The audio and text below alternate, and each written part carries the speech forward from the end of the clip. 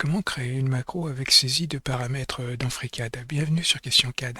Je vais sauvegarder ce document ici et en créer un nouveau.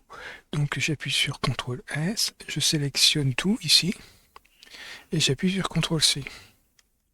Je ferme mon document ici et je viens demander à créer un nouveau document. Donc celui-ci, je vais l'appeler copie par macro.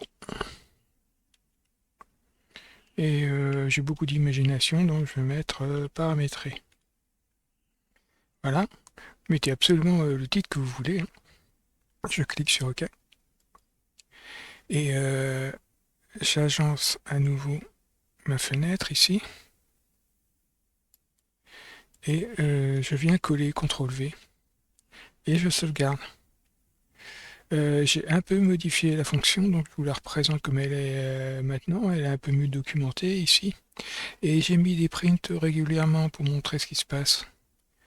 Donc si maintenant je sélectionne ici l'esquisse et que je lui demande une macro récente, donc c'est celle-ci, il me demande toujours les dépendances. Et ici, vous voyez que j'ai un affichage qui me dit que les importations sont bien déroulées, que le flacon a bien été, l'esquisse du flacon a été obtenue, les sketchs ont été recueillis ici et ils ont été déplacés, et enfin que le loft s'est bien terminé. Et on voit que le loft a pris ce nom lissage contour. Donc je supprime ça et je vais modifier maintenant le programme pour rentrer une première condition. Je vais vérifier que l'utilisateur a bien saisi une esquisse avant de continuer le script. Donc je vais utiliser l'instruction if. Alors l'instruction if, je vais donner je vais entrer une valeur n égale 5 ici et je vais dire if, donc si n est supérieur à 4, je mets un 2 points pour rentrer dans le dans la condition, et ici j'appuie ou sur 4 espaces ou sur la touche Tab ici. Ça va créer une indentation, et l'indentation signifie que maintenant on est dans le bloc de condition. C'est-à-dire que tant qu'il y aura ici une indentation, ce code ici se produira seulement si cette condition-là est vraie. Donc ici je vais mettre une seule condition, et je vais mettre print vrai. Et par contre, que se passe-t-il donc si c'est faux? Donc là, je fais else, je mets un 2 points. Pareil, je mets une indentation. Alors tout à l'heure, j'ai appuyé sur Tab. Maintenant, j'appuie sur 4 espaces. 2, 3, 4. Voilà. Et je mets print faux.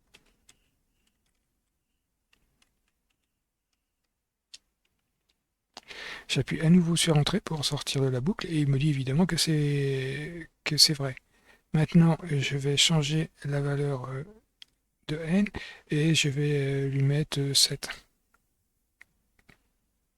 Non, s'il faut que ça soit faux, 3, voilà. Et je vais à nouveau entrer mon code ici. Voilà. J'appuie à chaque fois sur la touche, sur la flèche du haut pour ne pas avoir à réécrire mon code. C'est pas le plus rapide, mais ça évite de taper.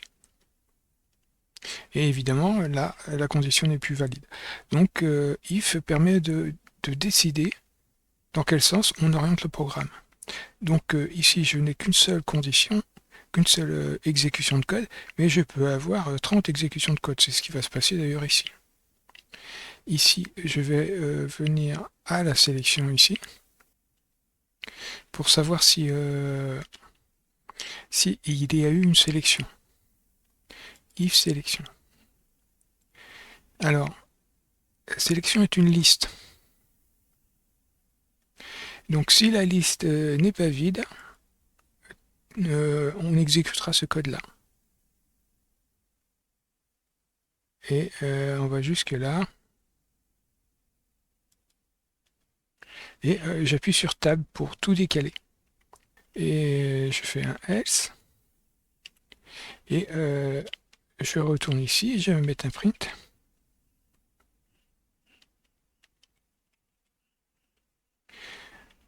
Je mets des guillemets. Veuillez sélectionner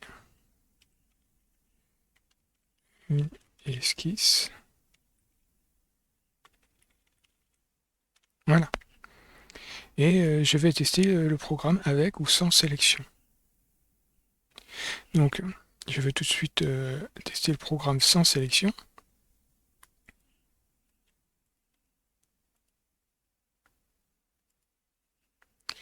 Et il me dit veuillez sélectionner une esquisse. Donc maintenant je réexécute la fonction mais avec une sélection et je rentre dans mon programme. Voilà comment dans un programme vous pouvez venir orienter votre code selon une certaine validité. Je vais dire animaux égale, on note les listes comme ça. Et ça c'est une liste vide, je n'ai rien mis dedans. Donc maintenant si je fais if, alors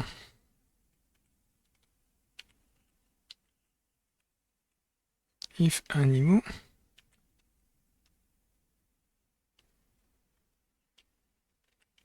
print.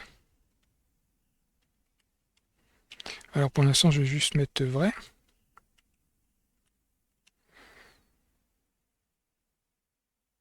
Et évidemment ça ne va jamais se passer. Hein.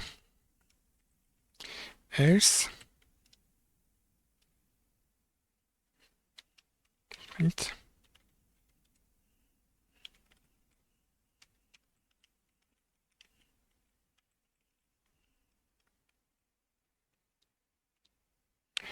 Il n'y a pas que les validités par nombre ou par booléen qui fonctionnent avec if. Un texte vide, une liste vide sera compté comme faux. Maintenant, si je rentre ici,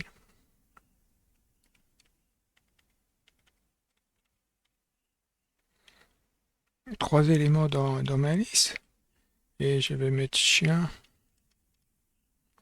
chat, cheval, et que je recommence ici, je vais passer comme ça, et ici je vais mettre print. Alors je vais vous montrer une autre possibilité de print.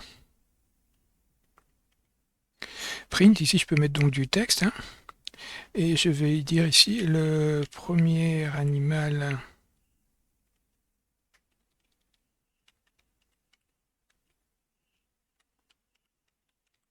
de la liste est, et je vais ici placer un petit f, ici, qui va me permettre de rentrer des variables. Et ici je vais mettre des accolades, et je vais mettre animaux, et je vais mettre des crochets pour indiquer que c'est bien une liste, et ici je vais mettre 0. Les listes commencent à 0, c'est-à-dire que ici 0 c'est le chien, 1 c'est le chat, 3, 2 c'est le cheval, troisième élément. Je fais entrer, et je vais me passer de else, et vous voyez qu'il m'a bien indiqué ici le chien. Donc c'est un peu ce qui va se passer ici avec la sélection, c'est-à-dire qu'on va aller sélectionner le sketch 0 et on va pouvoir continuer le programme. Les listes sont très intéressantes, on va pouvoir y placer toutes les esquisses qu'on va copier. Donc pour utiliser ces listes d'esquisses ici, on va avoir besoin d'une nouvelle instruction, et cette nouvelle instruction c'est for. Alors for permet de balayer une liste, mais aussi de compter. Alors ici je vais mettre for in, et je vais taper range, et ici je vais lui dire 10, je vais lui dire de compter jusqu'à 10. Et il va exécuter le code qui sera indenté après 10 fois. Ici, j'appuie sur la touche Tab pour avoir 4 espaces et je vais lui dire tout simplement print i. Et j'appuie sur Entrée. Je sors et vous voyez qu'il commence par afficher 0. C'est-à-dire que pour lui, l'indice qui commence, ça commence à 0. Et là, on voit bien qu'il y a 10 éléments de 0 à 9. Si je veux utiliser, si je ne veux pas 0, je veux partir à partir de 1, ça va être très utile pour notre esquisse ici. Si on veut multiplier par exemple z ici, et de façon à monter ici, il ne faudrait pas avoir un 0 parce qu'une multiplication par 0 ça donne pas grand chose.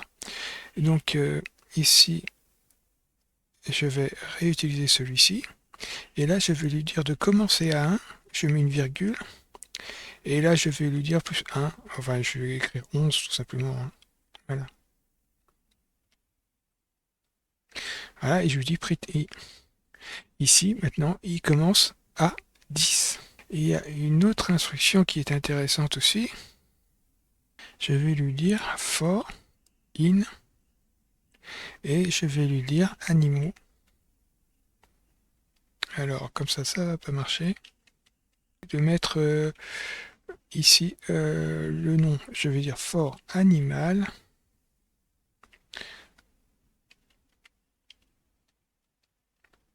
Dans ma liste d'animaux et je vais lui demander alors une indentation et je vais lui dire print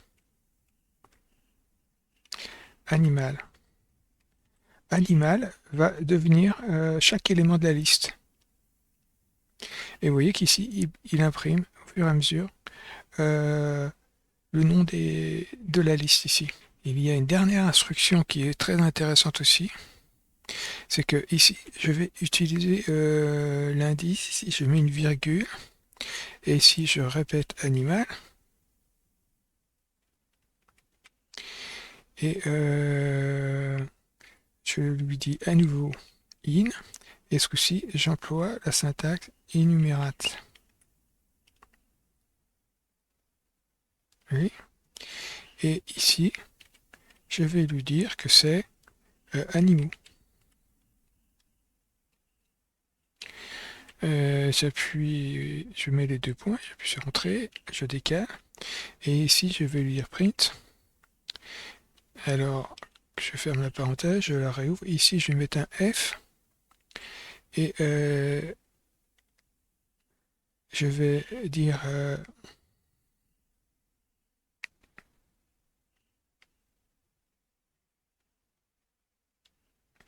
je vais tout de suite rentrer le nom de l'animal.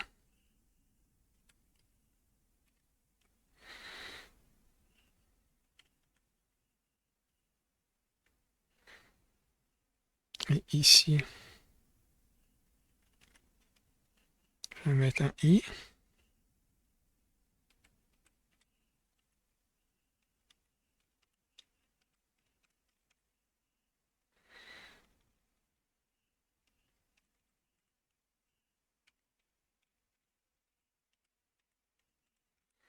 Alors, est-ce que je me suis pas trompé?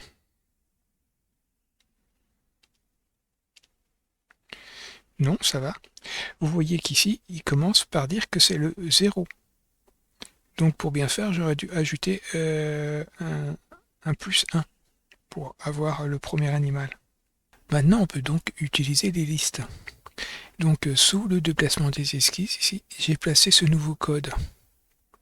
Alors, je ne l'ai pas fait ligne à ligne, parce que vous allez voir pourquoi. Et je l'ai placé entre la fin des déplacements des esquisses et le lissage ici. Alors qu'est-ce que j'ai fait? J'ai déjà fait un print pour séparer ici ce qui se passe ici. J'ai mis une nouvelle variable, distance totale, c'est-à-dire la hauteur ici euh, de, de ces profils ici. Et pour l'instant, j'ai rentré une distance, un nombre qui se fixe de 4 pour correspondre au lissage actuel, pour correspondre à tout ça. J'ai donné un nom de lissage qui pour l'instant ne sert pas, et ici j'ai calculé un intervalle de copie d'esquisse. L'intervalle, ça va être donc la distance totale divisée par le nombre d'esquisses. Donc ici, ça sera un intervalle de 50. Ici, j'affiche mes valeurs. Et après, ici, je crée une nouvelle liste où je place l'esquisse sélectionnée au départ. Et celle-ci va servir de future liste de lissage. Ici, donc, je prends le même for in qu'on a vu tout à l'heure et je commence à 1 et plus 1 pour pouvoir incrémenter l'intervalle ici que je vais multiplier. Comme tout à l'heure, là, je fais un paste, comme on le fait ici, hein, après le copie. Et je crée un nouveau sketch derrière le paste. Et j'affiche le calcul. Je dis que je vais calculer l'intervalle. Et l'intervalle, donc c'est un nouveau placement, comme on le fait ici. Sauf que ici, je vais mettre i multiplié par l'intervalle.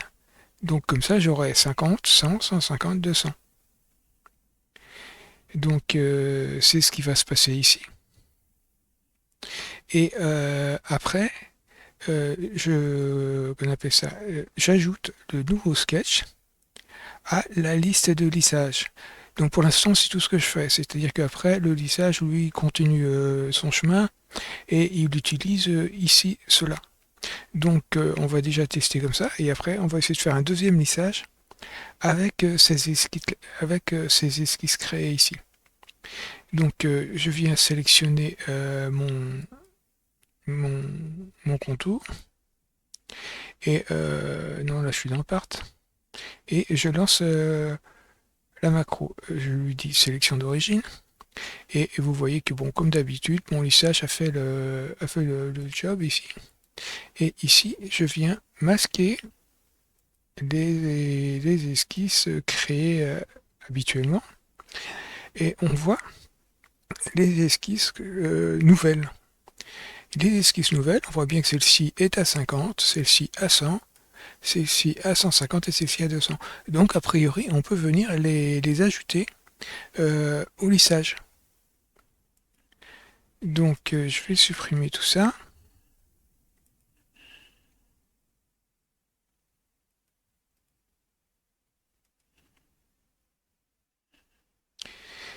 Et ici, je vais créer donc un deuxième lissage.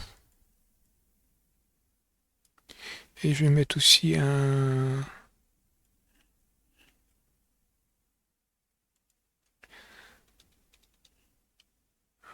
recalcul. Et ici, le souci, c'est qu'il faut que j'ajoute ma liste de sketchs ici.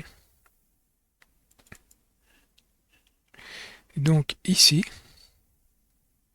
je vais commenter cette ligne-là.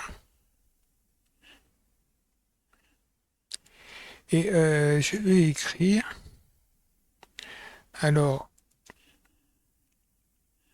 pour sketch, dans sketch obj, ici, point. Et ici, je vais lui dire que section, lissage section,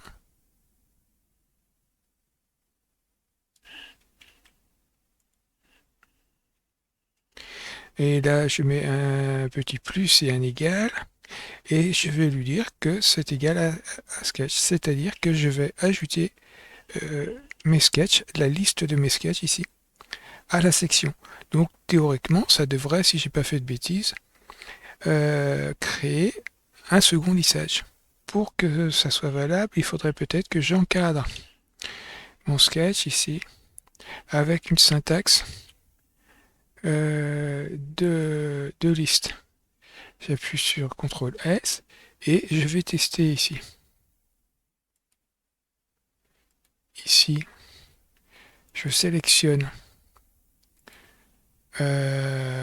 mon esquisse et je demande à utiliser la sélection.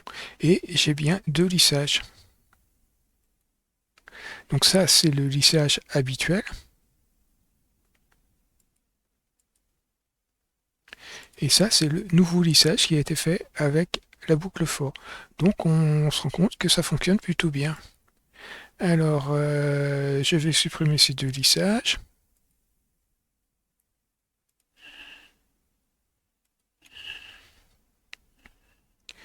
Donc, on peut ici supprimer cette partie-là.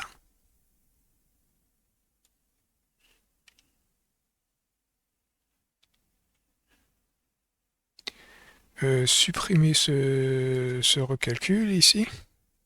Cette ligne-là maintenant n'est plus utile. Et maintenant, il faut faire attention à cette partie-là. Ici, c'est l'affichage des sketchs. Et jusque là, normalement, je dois pouvoir supprimer cette partie-là. Alors, j'appuie sur CTRL S. Avant de lancer le test ici, je vais passer par par un éditeur externe. Ça sera quand même plus confortable ici. Et je vous montre l'éditeur externe que j'ai choisi. C'est un des plus employés, c'est VS Code.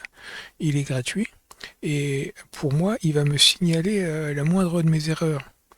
Ce qui est préférable étant donné les modifications que j'essaie de passer ici.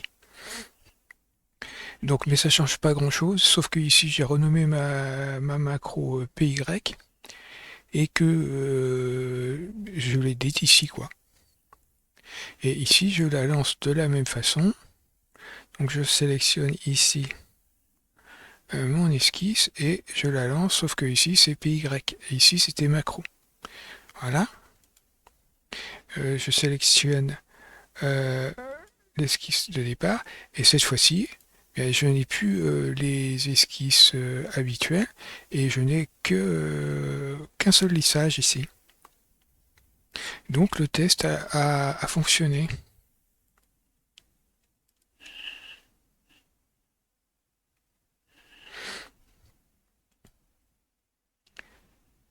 Je vais repasser en éditeur externe ici et je vais inclure un nouvel élément. C'est-à-dire que ici, mon esquisse ici fonctionne bien, mais si j'étais dans un autre axe, ça ne fonctionnerait plus. Parce que pour l'instant, ça ne fonctionne que en XY. Donc il faudrait pouvoir fonctionner quelle que soit la position de mon esquisse. Alors pour ça, je vais avoir besoin de 2 nouvelles lignes, 3 nouvelles lignes.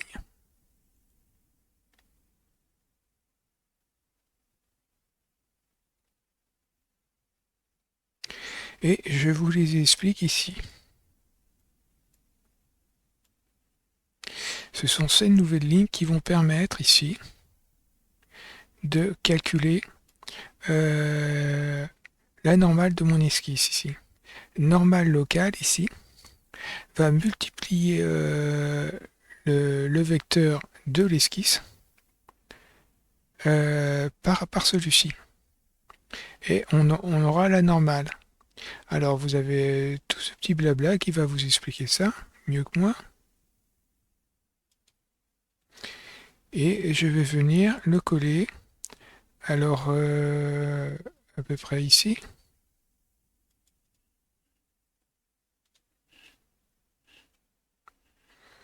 Voilà.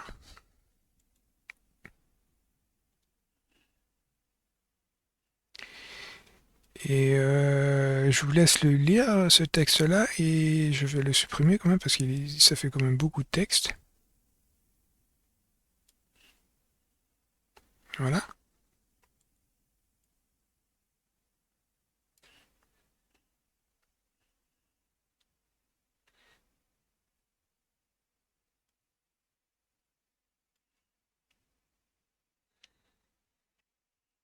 Et donc maintenant, il va y avoir une nouvelle modification.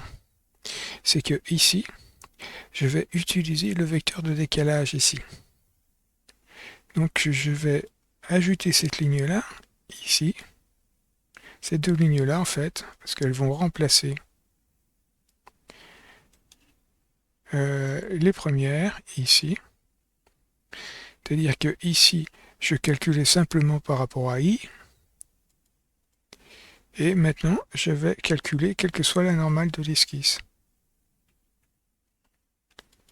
Alors ici, j'appuie sur Return, voilà. Ma base, je la calcule par rapport au vecteur de décalage ici, et je viens la placer ici. C'est-à-dire qu'on trouve ici base offset et la sélection de la rotation.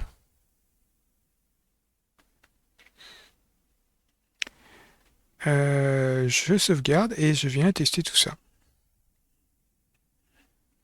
Donc je retourne dans FreeCAD.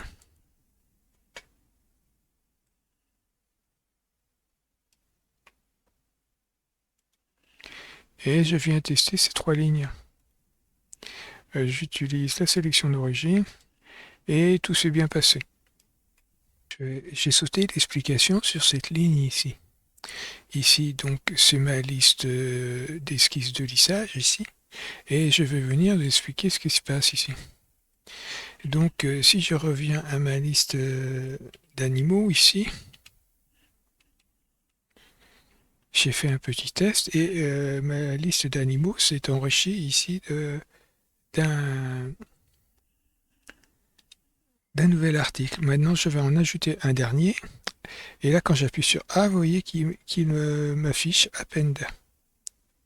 Et là, il me dit que ça ajoute un nouvel objet à la fin de ma liste. Alors, je clique ici. Et je viens ajouter pour ajouter encore à la basse-cour. Ici, je vais ajouter une poule. Heureusement que le tuto finit, je vais finir par les canards. Et donc, si j'appuie sur la flèche du haut, ici, voilà. Et j'ai un nouvel article, un nouvel animal dans ma liste ici. Pour la suite de la fonction, je dois aussi vous montrer la fonction input. Input permet de saisir des caractères. Alors, il faudrait peut-être que je mette un égal, voilà. Et je vais dire entrée réel. Je mets un deux points, voilà. Et j'appuie sur entrée. Et là, la saisie me demande de saisir un réel. Donc j'entre mon réel ici. Et si j'affiche TXT ici, vous voyez qu'ici, c'est encore du texte. Vous voyez qu'ici, il y a les petites accolades ici. Donc, si je fais des opérations mathématiques derrière, ça risque de mal se passer. Donc, il me faut convertir ça en réel. Alors, c'est possible, et je vais dire que R est égal à float. Ça, c'est la syntaxe pour transformer en réel. Si je voulais un entier, je taperais int. Et je vais lui dire ici, texte. Si je demande R, vous voyez que là, tout a disparu, il ne me reste que le réel. Si je demande type de R, il me dit que c'est bien un réel. Mais qu'arrive-t-il si je rentre, si l'utilisateur rentre une mauvaise valeur et que ici il rentre n'importe quoi du texte, quelque chose qui peut vraiment pas être converti. Oui, c'est pas à ce niveau-là que je dois rentrer, c'est ici. Voilà. Et si j'essaye maintenant de convertir, alors est-ce que je l'ai sous la main? Oui, le voilà. Si j'essaye de convertir ça, je vais avoir une erreur. Parce que, et il me dit même le même type d'erreur, il me dit que c'est value error. Donc, comment faire si l'utilisateur rentre une mauvaise valeur? Ça plante la macro. Donc, il y a une solution, c'est le bloc d'essai qu'on appelle try, et qui est suivi d'un bloc except qui, lui, va récupérer l'erreur. Donc ici, j'appuie sur la tabulation, et je vais lui dire R égale float txt.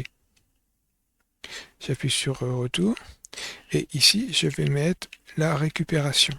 Et je peux même dire quelle erreur je récupère de façon à ne pas récupérer toutes les erreurs.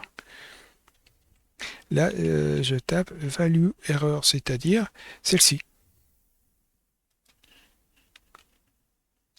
Et là, je mets 2 points.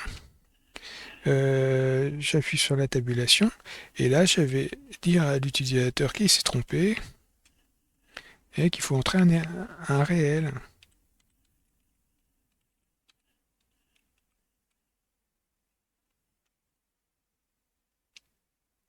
Et au lieu d'avoir une erreur, j'ai ce message. Comme ça, je peux parer à une erreur de saisie. Maintenant, je vais vous montrer une dernière fonction de Python qui va servir à la saisie des paramètres. C'est la création de fonctions. La création de fonctions est vraiment très très efficace dans un code. Elle permet d'éviter les répétitions et de protéger les variables. Ici, je vais mettre def surface. Je vais calculer une surface. Et je vais lui dire que... alors, def surface comme ça marche. Et à l'intérieur, je peux faire ce que je veux. Mais je peux aussi saisir des paramètres, le nombre que je veux. Là, je vais dire LRG pour largeur et LNG pour longueur. J'appuie sur Entrée. Et ici, il faut que j'appuie sur Tab pour dire que ça fait partie de ma surface. Et ici, je vais dire que R. Et vous allez voir que c'est pas le même R. Ici, c'est un R qui est local, c'est-à-dire qui appartient à ma fonction. Celui-ci, je vais le changer et vous verrez qu'il n'affectera pas celui-ci. R égale, alors LRG multiplié par LNG. J'appuie à nouveau sur Tab pour dire qu'on fait toujours partie de la fonction. Et ici, je retourne le résultat. C'est très pratique quand on veut obtenir un calcul. Un calcul ou pas forcément autre chose. Donc ici, je vais faire un test. Je vais tester. Alors, surface. Si j'emploie ma fonction. Ici, c'était la définition. Maintenant, c'est l'emploi. Et ici, je vais lui dire 5 multiplié par 60. J'appuie sur Entrée. Non, ici, c'est pas multiplier, c'est voilà, c'est des arguments, une virgule. Et j'appuie sur Entrée. Et si je demande la valeur de test, il m'a bien retourné cette valeur. Alors, ça va être très utile pour saisir des paramètres. C'est-à-dire que ici, je vais faire une fonction de saisie de réel, d'entier, etc. Je mettrai un input dedans pour entrer mes valeurs. Et je ferai une conversion, mais je ferai une conversion comme ça, c'est-à-dire ici avec le try. Comme ça, si jamais ça plante, je récupérerai l'erreur et je pourrai l'afficher à l'utilisateur. Maintenant, une dernière chose, ici, regardez. Je peux entrer une valeur par défaut.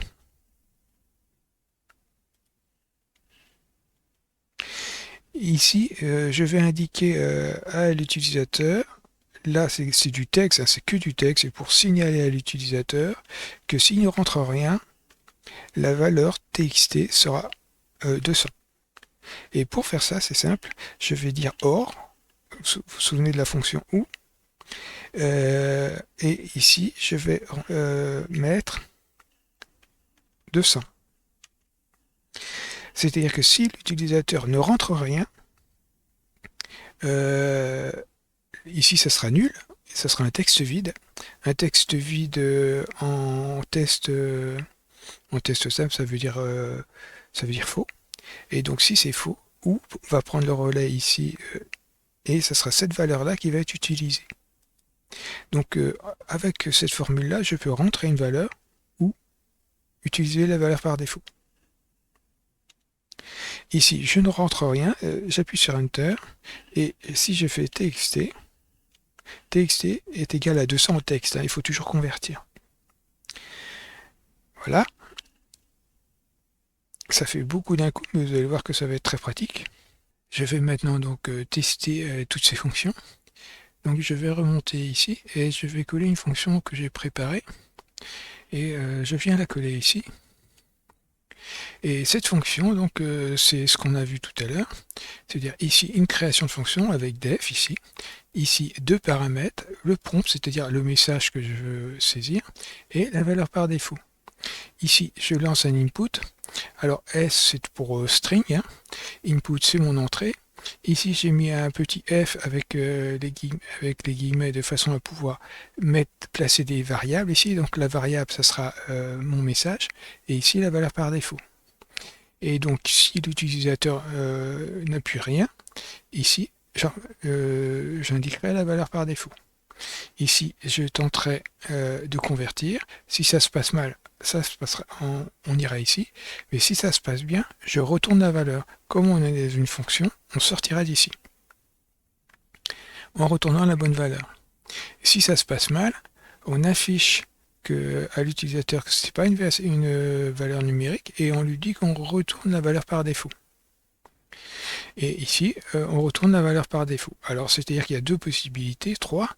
L'utilisateur rentre une bonne valeur, et c'est celle-ci qui est retournée.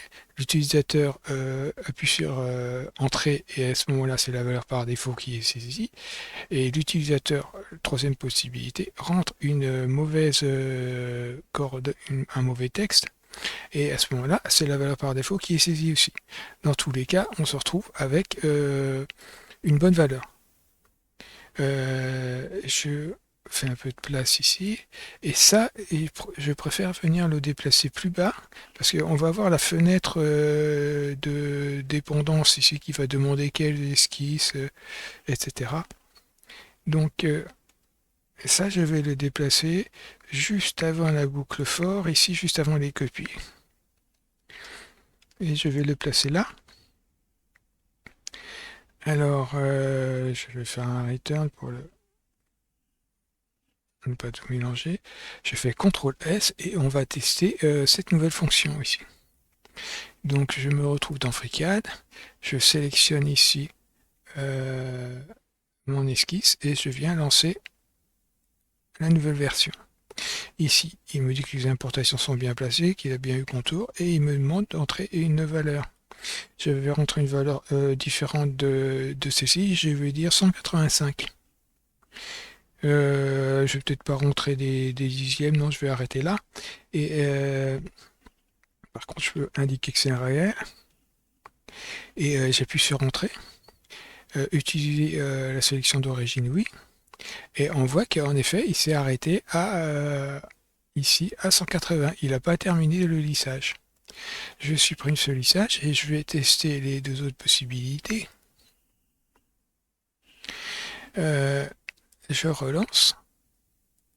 Ce coup-ci, je viens faire un retour chariot. Donc ici, il devrait me prendre la valeur par défaut. On voit que la distance ici est de 200. Il a calculé l'intervalle, donc il a bien pris la valeur par défaut. L'intervalle est de 50. Voilà. Maintenant, je supprime le lissage. Et je viens demander la troisième solution. Cette fois-ci, je vais rentrer quelque chose qui ne pourra pas être converti, utiliser la sélection d'origine, et il a utilisé à nouveau la valeur par défaut. On voit que les calculs ici. Donc tout s'est bien passé.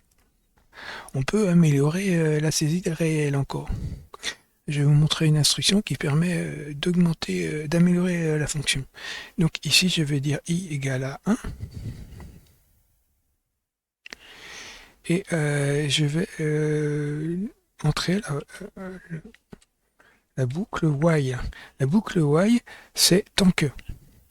Tant que la condition est vraie, on exécute le code qui suit cette boucle. Et donc ici, je vais dire i est inférieur ou égal à 5. Je mets un 2 points derrière. Ici, je mets une indentation. Et ici, je vais afficher i. Et après, je vais venir incrémenter i. Et donc ici, pour l'incrémenter, je vais faire ça. Alors il faut faire attention à ce genre de boucle, parce que si la condition ici est mal remplie, et que la condition est toujours vraie, qu'il n'y a pas d'incrémentation par exemple, la boucle va tourner indéfiniment sur elle-même. Dans ce cas-là, vous pouvez toujours appuyer sur CTRL-C pour stopper votre programme. J'appuie sur Entrée et il me déroule ici ma fonction. Donc ça c'est très intéressant parce qu'on va pouvoir modifier la fonction de saisie réelle et au lieu d'avoir ou la valeur par défaut ou la saisie utilisateur, on pourra demander à l'utilisateur, tant qu'il se trompera, qu'il n'aura pas saisi un bon réel, de rentrer une valeur ou d'utiliser la valeur par défaut. Et donc on aura des saisies plus correctes. Donc je retourne modifier mon code. Copier cette nouvelle fonction. Cette nouvelle fonction donc utilise la boucle while et là comme test, il n'y a même pas de test, c'est juste vrai. Maintenant on montre la saisie comme tout à l'heure et ici on essaye de convertir la saisie. Donc tant qu'il y aura une erreur ici, on reviendra là. Et ici, on a la possibilité donc d'entrer la valeur par défaut ou d'entrer une bonne valeur. Et ici, on retournera ou la valeur par défaut ou la bonne valeur. Donc tout ce que j'ai à faire pour changer maintenant et tester cette nouvelle fonction, ici, vous voyez que j'ai juste changé le nom ici. Donc je vais juste mettre un petit 2. Voilà. Et je vais pouvoir tester. Et je vais lancer ma fonction. Ici, il me propose d'entrer ma valeur. Ici, je vais donner une mauvaise valeur. Il me redemande une bonne valeur. Ce coup-ci, je vais lui donner une valeur correcte. J'utilise la sélection par défaut et il m'a utilisé mes 158 ici pour venir lisser le flacon. Et donc il me reste encore à tester la valeur par défaut. Alors je n'ai pas d'esquisse sélectionnée.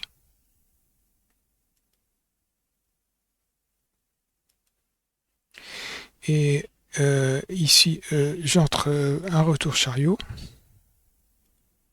et j'ai mes 200. Je peux maintenant appliquer le même procédé pour la saisie de réel à la saisie d'entier. Ici, j'ai le nombre d'esquisses ici, et je vais pouvoir copier ici cette fonction. Et je vais la coller ici. Et donc là, je vais dire que c'est la saisie d'entier. Et ici, il va falloir que je change une seule chose, c'est ici. que je mette int. Int va convertir un entier. Il va essayer de convertir un entier. L'exclfloat va essayer de convertir en réel. Donc maintenant, pour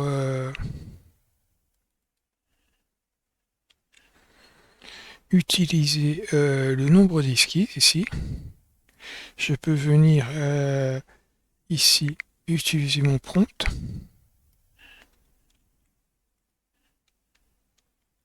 et je vais lui dire entrer le nombre de copies. Le nombre d'esquisses, ouais, le nombre de copies. Le nombre de copies d'esquisses. Voilà. Et par-dessous, ça va faire beaucoup. Je veux dire 10, ça sera déjà bien. Et on va tester ça. Donc, j'appuie sur CTRL S et je viens tester ici. Alors ici, je vais faire un peu de ménage. Et je lance à nouveau ma macro.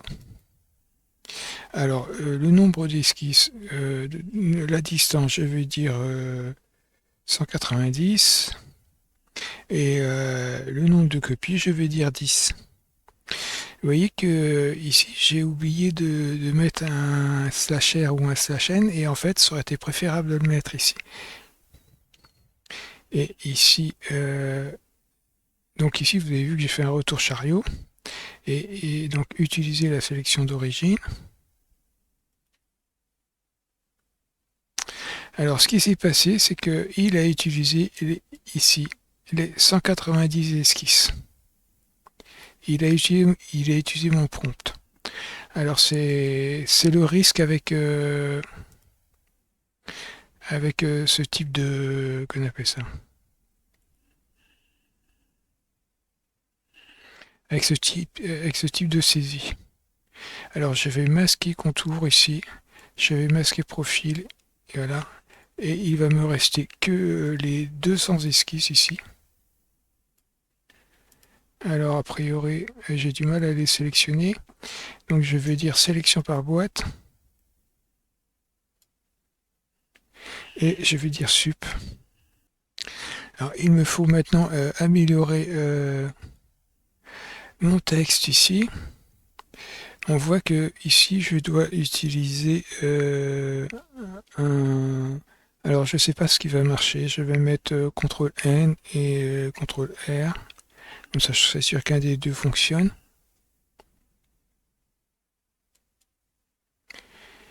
Et ici, pareil. CTRL N. Voilà. Et il faudrait peut-être limiter le nombre d'esquisses total. If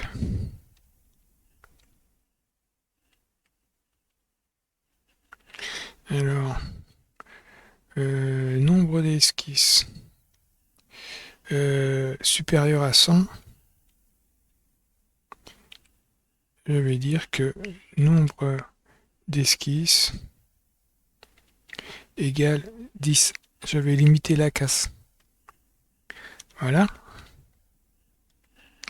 J'appuie sur CTRL S et je teste. Je réaffiche ici. Et je lance ma fonction. On voit qu'ici, il m'a même fait, il a bien pris en compte et il m'a rentré les deux sont valides, donc j'en ai mis peut-être un de trop. Donc ici, je vais rentrer la valeur par défaut, et ici, je vais mettre 150.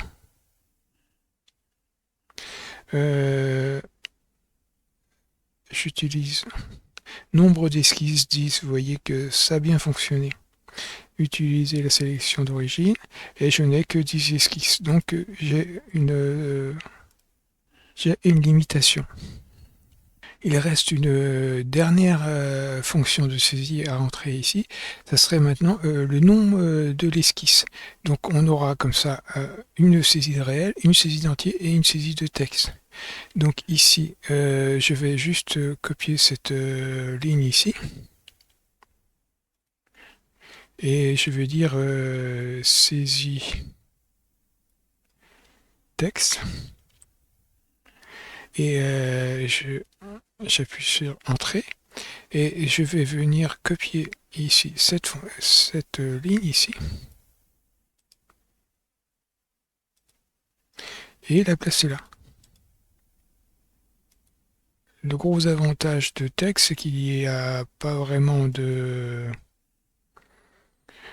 problème de saisie, étant donné que quel que soit que ce soit un entier, que ce soit un réel, n'importe comment, ça sera du texte. Donc je n'ai rien à saisir. Je peux même retourner directement ici,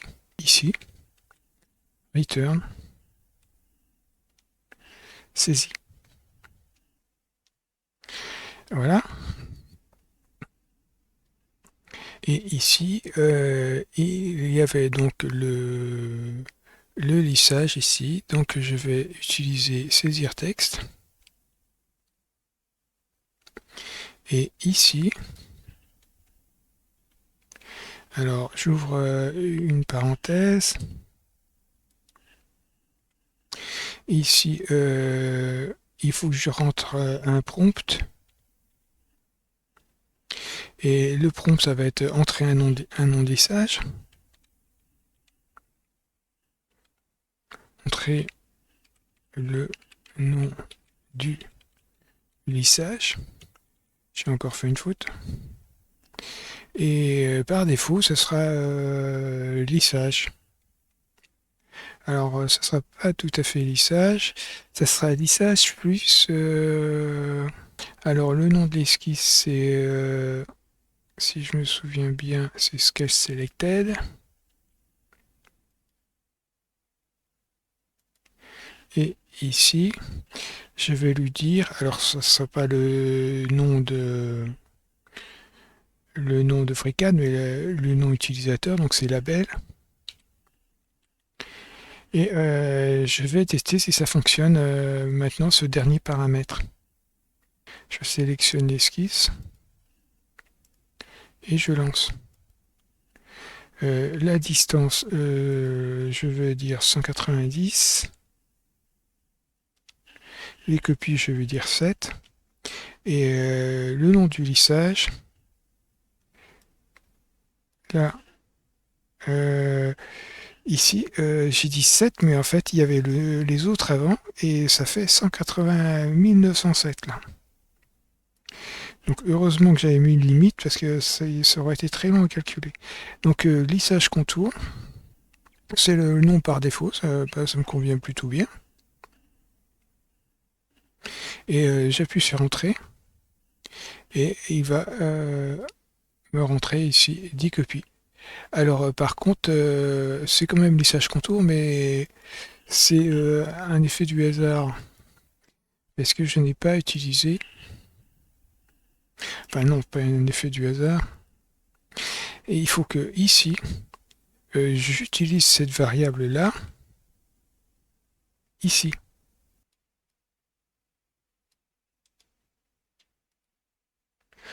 Voilà, je sauvegarde. Et je viens tester le code.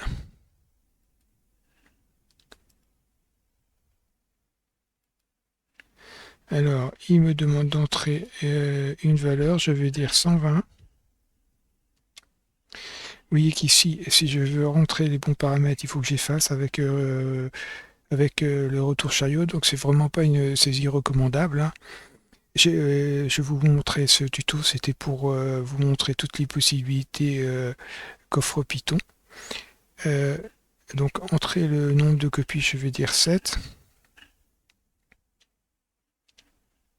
Et le nom, je vais dire lissage bouteille. J'utilise la sélection d'origine. Et ici, je suis bien à une distance de 120 et mon texte ici c'est bien lissage bouteille et j'ai combien 3, j'ai bien 7 esquisses ici. Donc tout a bien fonctionné. Il reste une dernière précaution à prendre, c'est-à-dire qu'on a fait ici, entre la sélection et les copies ici, on utilise ici toutes les saisies utilisateurs. Et il se peut que l'esquisse ne soit plus sélectionnée et qu'à ce moment-là, le std copy ne fonctionne plus. Mais on a le nom de l'esquisse sélectionnée, c'est la première chose qu'on a faite.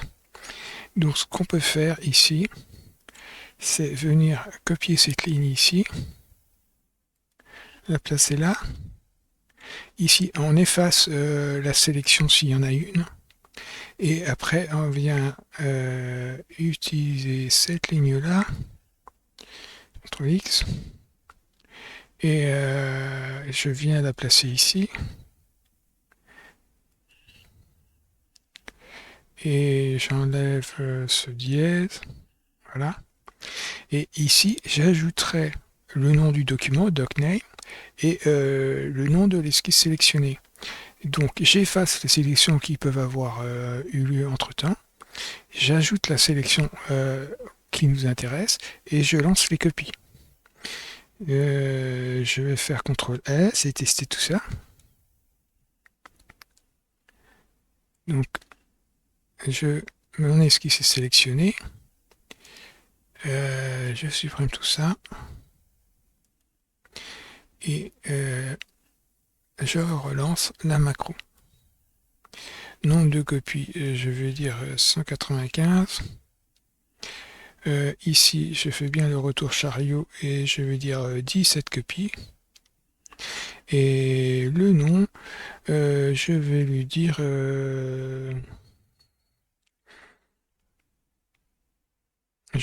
parfum. Non, parfum. Voilà. Utiliser la sélection d'origine. À vue de nez, j'ai bien les 17 esquisses. Ici, ça s'arrête bien juste avant les 200 ici. Et ça s'appelle bien 200. Et tout a bien fonctionné. Je supprime.